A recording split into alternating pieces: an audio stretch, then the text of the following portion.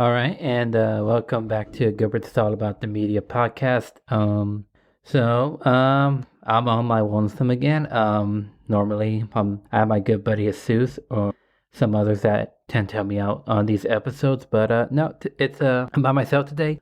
Still haven't seen Indiana Jones. I highly doubt I will see it at all this year, and I don't know. Even if it comes on Disney Plus, I'm pretty sure I'm pretty sure when it comes out on Disney Plus, I'm still gonna not see it. So who knows? But I just want to move on, and I unfortunately have yet to see The Flash. I have unfortunately yet to see a lot of films this past summer, just because most of them haven't been doing so well. As I said, I saw Oppenheimer. Jesus and we just discussed that one, and of course I saw Barbie. I'll definitely be talking about that. So anyway, I am going to talk about a film that I did see recently. It is the Teenage Mutant Ninja Turtles movie, Mutant Mayhem, which it wasn't directed by Seth Rogen. I don't know who directed it, but Seth Rogen was part of the production team. I think he produced the film. It, of course, starred a bunch of young kids. What really made this film interesting is that, unlike many past adaptations of the Teenage Mutant Ninja Turtles, and there's been so many adaptations, normally they're played by adults. We actually got like actual teenagers to actually play these Ninja Turtles, so that's what makes this film interesting, and it kind of makes it more authentic, especially with modern teenagers nowadays with certain phrases. From what I've heard, most of the actors' lines are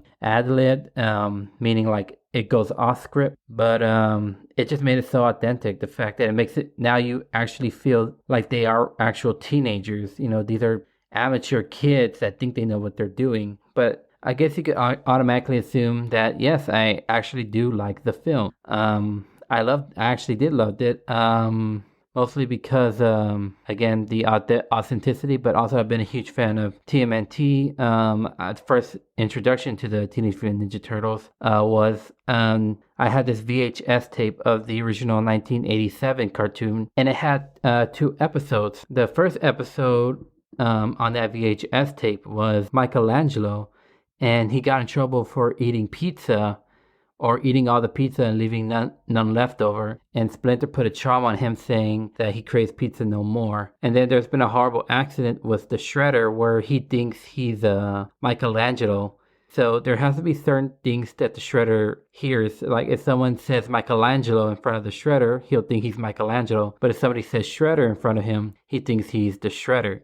Or he goes back to being the Shredder. So that was the one episode on that VHS tape. The other episode on that VHS tape was like April finds this RoboCop. I mean, yeah, that's best I can put it. I don't remember too much about that episode, but that's my introduction to the TMNT. Though I didn't know how many episodes were there, because those were really the only 2 episodes until like I guess my senior year in high school that I saw.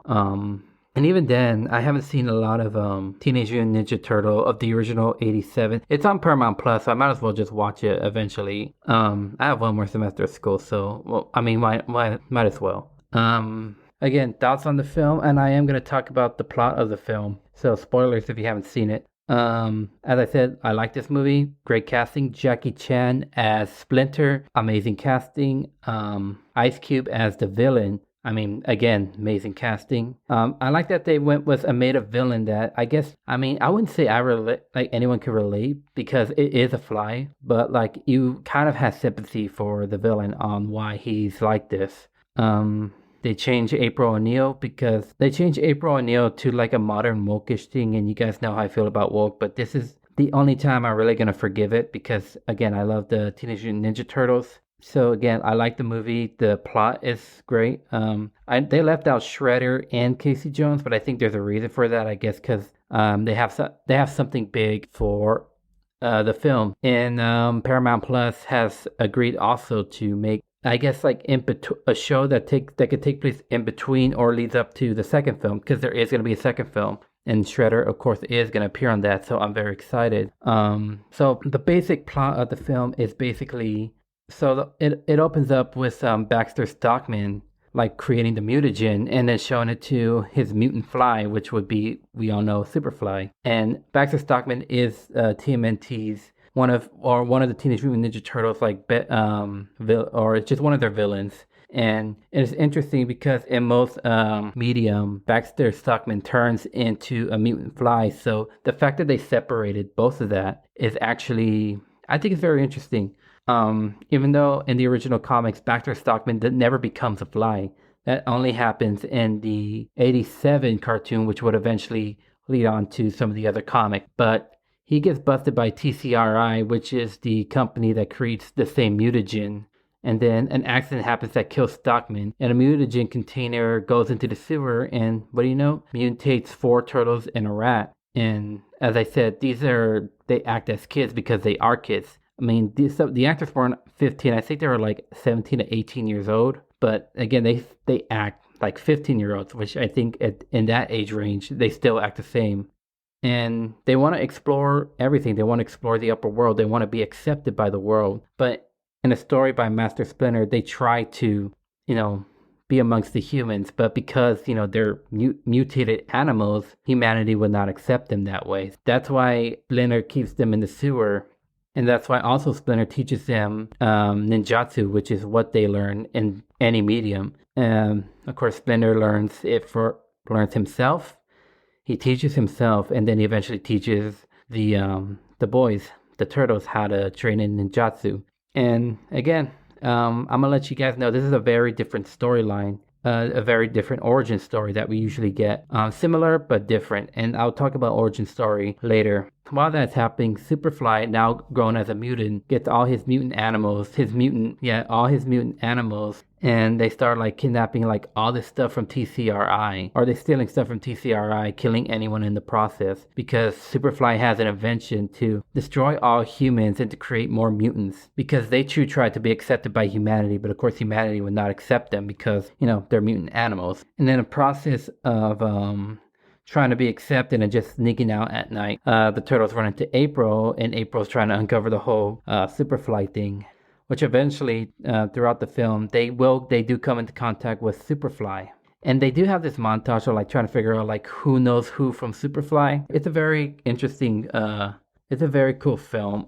They have this, what really gives nostalgia for this film is they get a lot of like old songs. So like Old Dirty Bastards, I Like It Warm is in there. I don't know who sings this song, and I think it's called What's Going On. It's that song that goes, hey, yay, yay, yay, yay, what's going on? It's that song. But yeah, they eventually find Superfly, and they connect with Superfly because he's a mutant as well. And they are all created by the same ooze that Baxter Stockman created. And so the turtles, they try to stop Superfly because they know the invention he's creating, it fails. And then eventually they get kidnapped by TCRI, who's been tracking them down. And TCRI is led by someone named Cynthia Outram.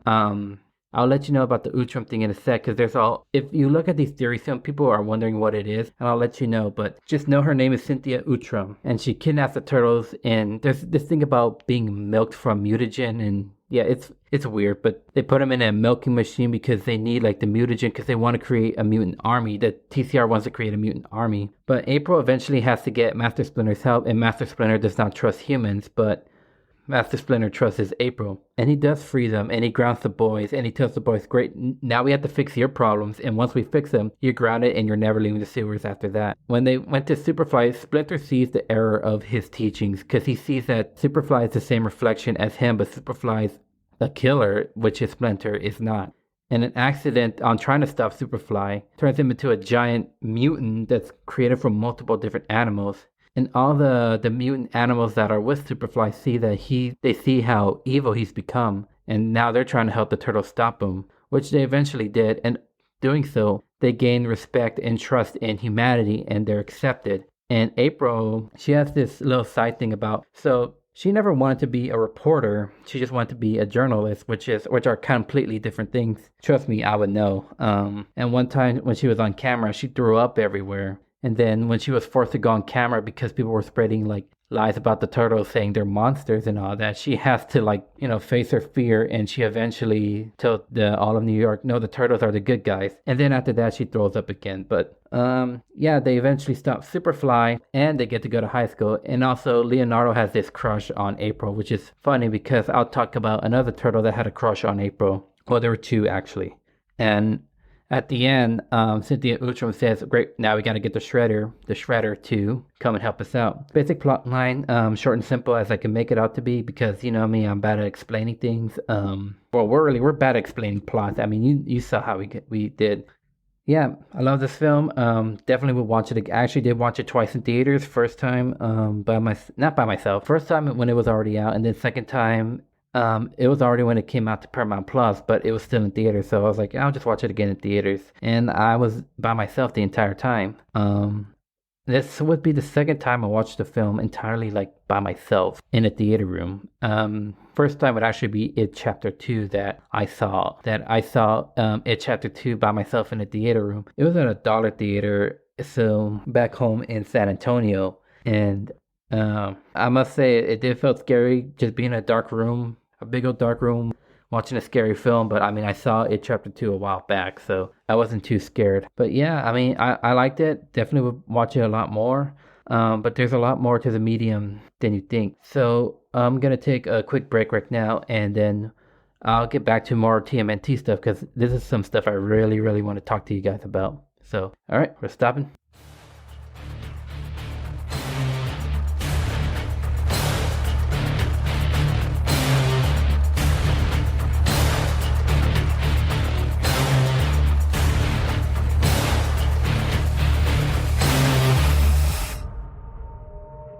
All right, welcome back to Gilbert. It's all about the media podcast.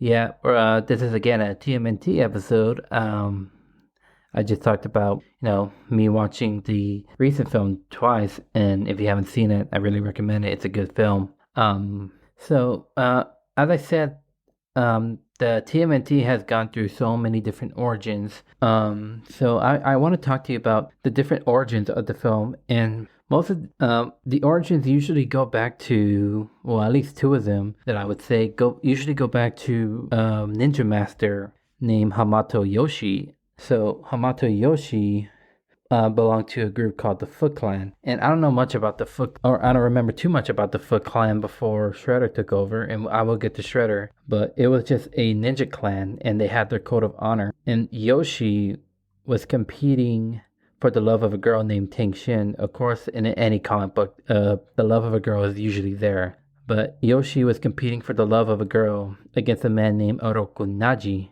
However, I don't think I ever told the girl's name. The girl's name is Tang Shin, and Tang Shin loves Yoshi more than Naji. And out of jealous, Naji tried to kill Tang Shin. And walking into this, Hamato Yoshi fights Oroku Naji and eventually kills him. And the Foot has a code of conduct, which is you cannot kill anyone of the Foot Clan. You cannot kill your own. So you only have two options. Either face death or be exiled. And Yoshi chose exile. And he fled to New York with Tang Shin and a rat named Splinter. And Splinter was Hamato Yoshi's pet rat. And Splinter was just a regular rat. How Splinter learned ninjutsu was he would see Yoshi practice by himself, and Splinter would mimic his moves in his cage and just analyze it. I know, guys, this is just fiction. I know it sounds unreal, but again, this is just fiction. There's just no way a rat would learn. But that's how it would go. That Splinter would learn ninjutsu from watching Hamato Yoshi. 10 years later, Naji's brother Oroku Saki becomes the Shredder, and when the Foot Clan decided to expand, they went to New York, and Saki, aka the Shredder, who knows that Hamato Yoshi is in New York, decides to go to New York. And this is at the point where now the Foot Clan is doing criminal activities. It used to be just, so what it was like acts of terrorism, drug cartel, pretty much anything, robbery. Yeah, it's a huge crime rate, and they get away with it. So Saki, again, the Shredder, I'm just saying the Shredder for now on. Shredder finds where Yoshi and Tang Shin live. He kills Tang Shin first, and then he eventually kills Hamato Yoshi. And now Splinter's all alone. And while Splinter was like scavenging in the streets of New York, a blind guy was walking the street, and this kid tries to save him because there was a oncoming truck that belonged to TCRI that carried the mutagen. And as this kid was trying to save the blind guy, he bumps into another kid who was holding a cage full of 4 baby turtles. And in doing so, the little boy drops the cage. It was a glass cage, and the turtles fall into the sewer drain, which eventually Splinter follows the turtles. And as soon as they all fell into the drain, so did a canister of mutagen that broke, and the mutagen just went all over them. And then the next day, they all expanded in their size, and they all started to walk and talk and have a craving for pizza. Pretty famous thing that the turtles like. They like pizza. Seeing the potential of these turtles, Splinter retaught himself ninjutsu just from learning Yoshi, and then he eventually, taught the turtles. And how the turtles got their name was when Yoshi lived in the sewers, he found a book about Italian artists. So he named them after the Italian artists, Leonardo, Raphael, Donatello, and Michelangelo. That's one story. The other story is, and this is the other story that I actually prefer. So in this story, it's kind of the same story as well. It just depends. So in the 87 version, as well as the 2012 Nickelodeon show, Hamato Yoshi and Splinter are the same people. In the 87 version, Hamato Yoshi was the leader of the Foot Clan, who was in exile because he was framed for attempted murder of a grandmaster of the Foot Clan. This was all a hoax from his student Oroku Saki, again Shredder. So when he was forced to move to New York, a little boy dropped the glass bowl of 4 baby turtles, and Yoshi found them and kept them as his pet. And also he spent his times amongst the rats. And then Shredder created this mutagen I think he thought it was supposed to kill Yoshi, but it didn't. It just transformed Yoshi into a rat. And because the 4 baby turtles were contacted with humans so many times, it turned them human. So that's the origin. The same origin, or the other origin in the 2012 2012 show. Yeah, sorry. In the 2012 show, Yoshi was part of a ninja clan that called the Hamato clan, and they rivaled the Foot Clan. And in this version, rather than Yoshi and Naji, in any of the mediums, Naji does not appear. He's not even mentioned. It's only in the comics, which hopefully one day that could be changed. But it was Saki and Yoshi, and they were raised as brothers because there was a raid in the Foot Clan when both of them were infants. And because of how young and how small Orokusaki was, Hamato Yoshi's father took pity on him, and he raised him as his own son.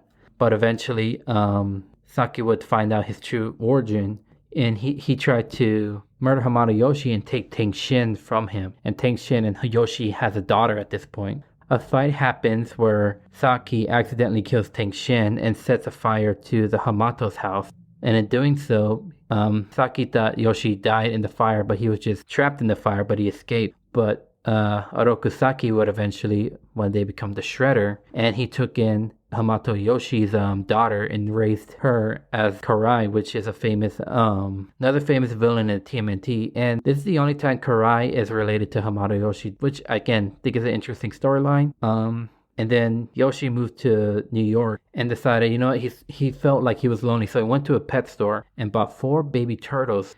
But he sees 2 suspicious looking people with a mutagen, and he gets caught, and they try to stop him. So Yoshi fought back. But in doing so, the canister that had the mutagen broke, landed on the turtles, and made them like larger baby turtles. But because a bunch of rats were crawling on Hamato Yoshi, he again becomes Splinter the rat. And that's the origin. Other origin, of course, is other origins like the 2003 show, which is another one I grew up with, kind of similar to the original. Same thing with the 1990s film, and I will talk about the 1990s film after our next break. But the 2003 show is kind of a similar thing, except there wasn't a love story between Saki and Yoshi. It was between Yoshi and another friend. And Yoshi had to kill his friend because his friend killed Tengshin. Yeah, it's weird. So how this happened was Yoshi, and I forgot what the friend's name is, Murosami or something like that. They were adopted by an old guy, and so was Tengshin. And same process, Shin and Yoshi loved each other. Their friend loved Shin, but Shin didn't love him back. And out of fit and rage, killed Tengshin, joined the Foot Clan, and then Yoshi had to kill his friend. And then he fled to New York. And in doing so, Yoshi took Splinter with him, which was originally Ting Shin's pet rat, but Splinter never had a name at that point, so Yoshi named him Splinter as a reminder of what he did. Splinter that caused a huge catalyst of things. In the backstories of Hamato Yoshi in the 2003 show, he is a guardian, not of the galaxies, but he is a guardian that protects an alien race called the Utrum. And remember what I said about Utrum, Cynthia Utrum in the previous one? So the Utrums are pretty much like Krang.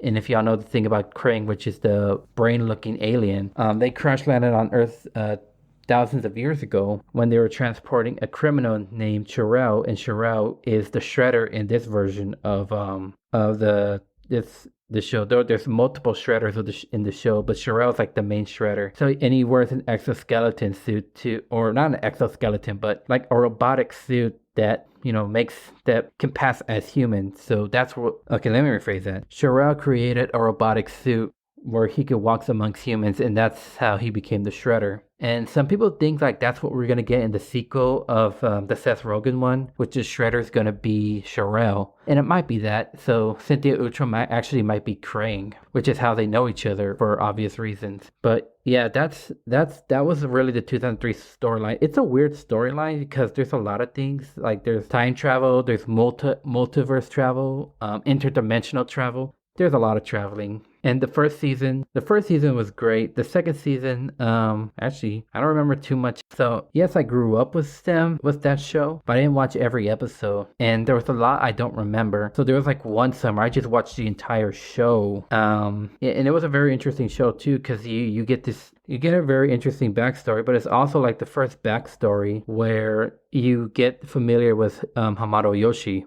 Other than, of course, the original 1987 film, which, of course, Splinter is Hamato Yoshi, which I hope, because TMNT is kind of like Batman and Superman, and Spider-Man, there's so many there's so many remakes and so many renditions of those characters that if they ever do another live action one, or if they decide to do another show in the near future, I hope they go with that, especially for live action, because I think that would be cool. And if it was up to me, what I would have done is create the first film all about Splinter, but using the Hamato Yoshi incarnation. And then the next set of films would just be TMNT films. Because that's where I feel like the show or the film would be interesting, is you literally follow the beginning to end. You literally follow how Yoshi becomes Splinter and how his relationship with Saki and Naji drifted apart. You'll see it all. It's just more like you really got to make people invest within the character, because what makes a bad script is that you don't develop your characters well enough. So you need to develop Hamato Yoshi as like someone you want to root for, someone you like. And I've been recently binge watching the 2012 show because I like the 2012 show. I never got a chance to finish it, but it's very heartwarming. And like what makes the 2012 show different from the 1987 show, and what makes the 2012 show similar to the the 2003 show. So in the 1987 show, Hamato Yoshi doesn't have a father-son relationship with the turtles, because from the origin, the turtles were technically grown. They were already kind of teenagers when it happened. I don't even know if they're teenagers, to be honest with you, because I mean, as before this film, they weren't really like actual teenagers, but it's a whatever thing. He didn't have a father-son relationship with the turtles. He just had more of a friendship or a teacher-student, like a teacher-student relationship. He might have said he had a family relationship with the turtles, but never directly mentioned as father and son. So that's what makes that different from the 2012 version, because in the 2012 version, he does see the turtles as his son, because as I mentioned before, Yoshi had a daughter that he thought he lost. He thought that the Shredder killed or something, I don't know. So he thought he would never be a father again. So there is an episode in the final season where Splinter tells how so in the show, Splinter always talks about how they were created, which was, again, he was once human. He bought 4 baby turtles, had an encounter with the Krang. That's what I forgot to mention. Those were the Krang, or the Utrums, really, that Splinter encountered when he was human. but he always says the same story. So he told the story about how they actually ended up in the sewers and what was happening, and when he decided that the four turtles that he bought that were just intended to be his pets were gonna be his son. And eventually, like, and it is weird because like Leonardo and Karai, which we all found out was Miwa in the show, which was Shredder's daughter. They have crushes on each other, even though they're technically brother and sister. And yes, they're adopted, but to me that's like no loophole. It's like it's just weird for me. And that's what makes him similar to the 2003 version was Splinter. Even though he was just a regular rat, he was not Hamato Yoshi. The Splinter in 2003 has always seen the turtles as his sons because he was there when the turtles were infants. And I think because also Splinter had to see what would really be his father murdered in front of him by Shredder. He really didn't want to lose any more family. That's why he always saw the turtles as his son. And it's interesting because the Splinter in the comics taught the four boys how to be killers. Like they killed Shredder in their first ever comic book release. Like they literally killed him. Not only did he raise them as his sons, but he raised them as killers, like with this huge vendetta. But it's there's so many origins of the Shredder and Splinter and the Turtles, because in the new film we don't really know too much, because like I would say I'd rather take this over the Michael Bay one, because the Michael Bay one was they were just four turtles and a rat tested by mutagen in a lab, and then when they flee to the sewers, they just grew, and Splinter taught himself ninjutsu, which he eventually had to teach to the boys. Like it's a very interesting story, but it's also like, I mean, I don't know, maybe I just wasn't a huge fan of it. But even though in that one, of course, Shredder does call the turtles his sons, and even the sons call him dad. Same thing in the recent film. They call him dad rather than master or Splinter or sensei. But yeah, I mean, again, I would love to see a prequel of Splinter in the Hamato Yoshi incarnation, where like he trains to be a Foot Clan, then he kills Naji, and then he eventually flees to New York and then becomes Splinter. Like it would be a story that I would love to see. But I'm gonna take another break right now, and we'll get to more TMNT talks.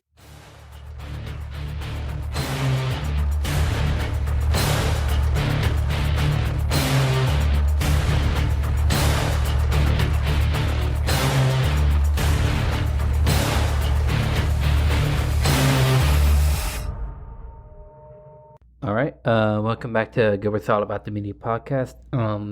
So this is, I think, the 9th film overall of the TMNT, because so you have the original 3 with the puppets, which I wouldn't say holds up today, but I say holds up better than the Michael Bay ones.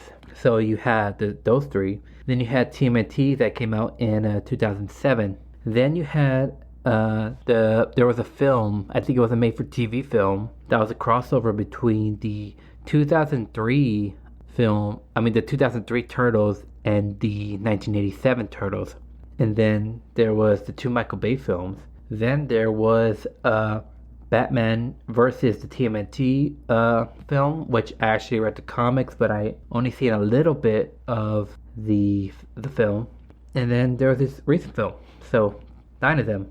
So hold on. Does that mean it's less than the Batman films and the Superman films? Probably. I mean, those films are not going to stop no matter what. So, but the 1990 film, if I was to think like which was the live action film that I saw, it would actually be the 3rd film in that trilogy. So that entire trilogy, which is based off nostalgia because of how popular the 1987 show was. So in 1990, Paramount, I believe, released the first Teenage Mutant Ninja Turtle live action film, which were puppets. There were voice actors, and then there were stunt people in puppet costumes doing most of the the martial arts stuff. And it's interesting that I found out the actor who played Splinter in that movie was actually the voice of Elmo, which is pretty funny. It's an interesting outcome. And there was so in like a rough detail, it's pretty much the turtles discover April O'Neil, and then they took her into the their lair in the sewers where they meet where she meets Master Splinter. And of course she was all scared because, giant ass rat. And it's interesting because he has two backstories. The first backstory was obviously the famous origin story where he found 4 baby turtles that were covered in ooze, and the ooze fell on him, and then they average size, and then they grew from their average size, and eventually, they all learned ninjutsu and all that. The Foot infiltrates the lair, and they kidnap Splinter, but this happens when the turtles were out of the lair, so they just came home to a reckoning, and in doing so, when they were trying to hide out, the Foot finds them and then nearly kills Raphael in the process. And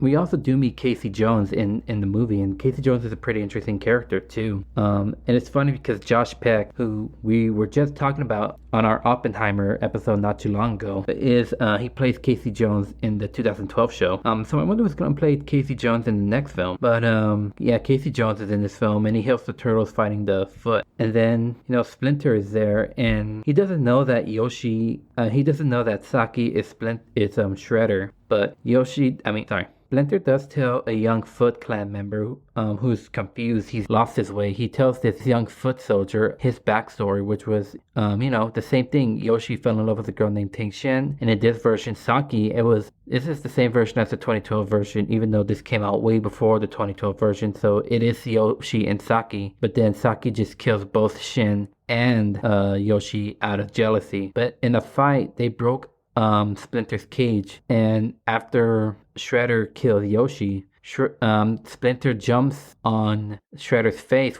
this was obviously when Splinter was just a regular sized rat, but he jumps on Shredder's face and just starts scarring his face, just gnawing and scratching, and then Shredder just throws him to the ground and nearly cuts off Splinter's entire ear with his katana. So in the film you'll see that Splinter has half an ear, and that's why, because the Shredder cut it off. And then of course not long after that he met the turtles. Anyway, and then, the turtles don't meet the Shredder until the end of the film. And, this, because the entire of the film, they were trying to look for where Splinter's at. And there was one point where they thought, Splinter might be dead, because Splinter makes this weird astral projection thing in front of them and tells them how much he loves them and all that. But Splinter didn't die, thankfully. Casey Jones freed them. He went up against this one ninja master named Tatsu, I believe, and just beats him with a clubbing iron. It's a golf stick. I'm just gonna call it that. A golf stick or a golf club. That's what it was. He beats Tatsu with a golf club and then frees all the other young foot soldiers, because this young foot soldier named Danny, all the others were lost too, because this was again the 1990s, and so many young people were involved in gang violence and all that. So I guess it can have a bit of a cultural impact there. But in doing so, the turtles are fighting Shredder, and they too are also unaware that Shredder is Saki, because they obviously know Splinter's backstory. They know about the story between Hamato Yoshi and Oroku Saki, but they don't know that who they're fighting is the man they heard stories about. And Shredder nearly killed Leonardo, but Splinter came to the rescue, and he told Shredder, "I now remember who you are. You are Oroku Saki." And then it's pretty interesting too, because Shredder looks at Splinter like, how does this freak of a rat remember me or knows who I am? And then when Splinter says, "We met many years ago in the house of my master Hamato Yoshi," Shredder's face goes from confused to just angry, because he takes off his mask and you just see the scars that Splinter left behind. And Splinter was like, Shredder was literally about to kill Splinter for what he did. He literally was going to charge at him with a spear, but Splinter grabbed Michelangelo's nunchucks and just I don't even know what you would call it. Splinter kind of used Michelangelo's nunchucks to grab Shredder's spear and just hang him over a building. And then when Shredder thought he could just throw a dagger at him, Splinter catches it, lets go of the nunchucks that was holding Shredder, and Shredder falls into a garbage chute. And then seeing this, Casey Jones just pulls this lever that pulls a lever where how the garbage truck kind of squishes all the garbage so it can create more room. That's what he does. So he just grabs the lever and just yells, "Oops!" He's "Oh, I didn't know there's somebody in there," and just turns on that compactor that crushes the Shredder. At that point, people think Shredder died, because who could survive that? But he does come back in the second film.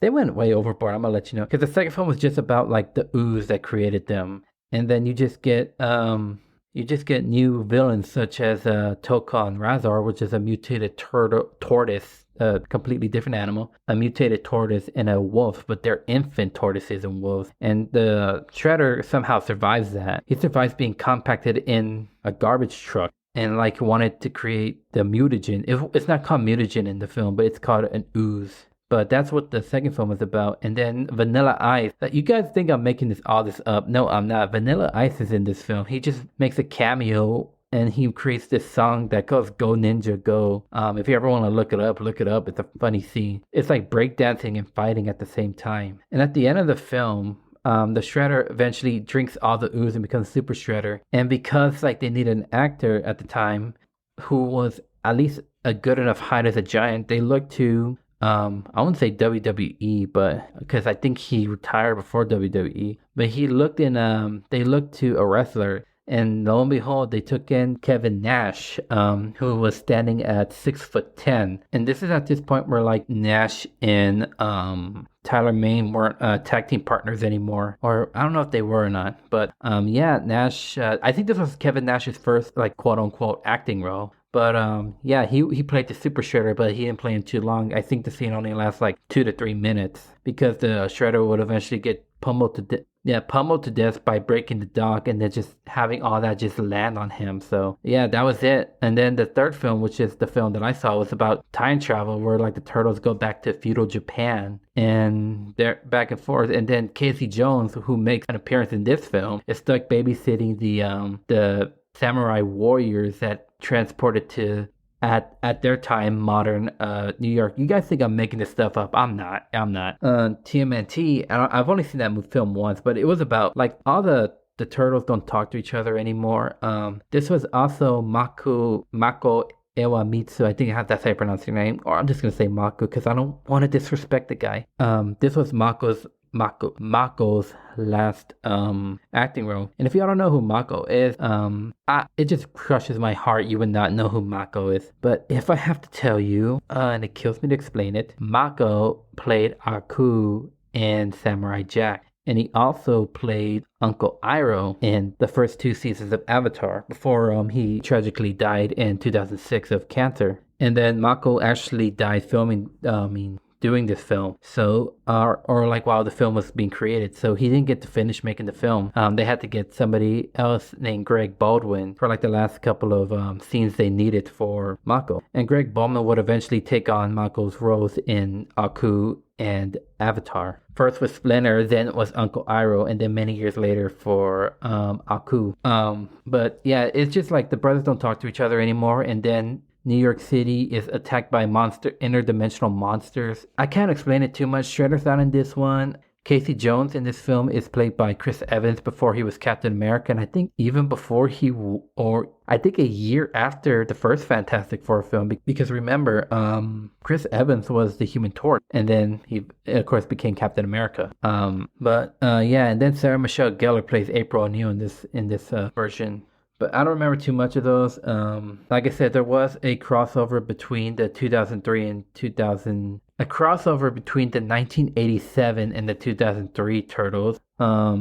It's basically like something happened to where the 1987 Turtles and Shredder crossed to the 2003 dimension, and then the 2003 Shredder wants to annihilate all turtles in every universe. So that's pretty much the plot. I don't remember too much of the plot movie to the Batman versus the TMNT, but it does involve like crossing dimensions. Usually, short synopsis, the Shredder teams up with Ra's al Ghul, and they try to create the mutagen that could affect Gotham. That's pretty much what that film is. And I remember a lot about the comics. I read it once actually, and then I gave it to my cousin, and I don't know if he reads it or not, but I gave it to him because I knew he would like it. And then of course we got the famous Michael Bay one, which I really don't want to get into those because I'm talking too much. And normally like it would be exciting because I was planning on having a guy come along the show, but things didn't work out. We were in an argument or anything. It's just like was his schedule. He just couldn't do the episode. But we were going to talk about the entirety of the TMNT lore, the entire TMNT medium, but this is the best I can give you guys. I find it pretty boring when it's just me, because I don't like talking all by myself. I like talking with people, especially if, we can get two or more interpretations really of, certain things. But I don't know how many episodes I'm gonna be getting for a while, just mainly because I'm dealing with classes. I'm trying to get my last semester finished. I don't know if this is gonna truly be my last semester, but yeah, I'm just trying to get this as much as I can. So it might be about a month or two before I can get to my next episode. So hopefully I have somebody with me to talk, and if not, then hopefully I can make that episode interesting, because I've grown to used to having guests on the show, or at least just having Jesus on the show, because Jesus usually comes here a lot. But hopefully I could get more and more people. Originally I had a studio reserved, but I did do an episode in that studio. However, like, things didn't go so well, so hopefully I could go back with that studio one day. But if not,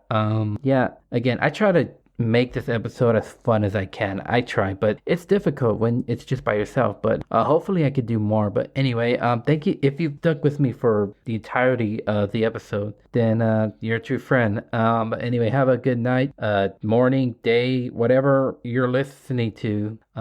Yeah, thank you so much for tuning in, and I can't wait for the next episode. See you soon.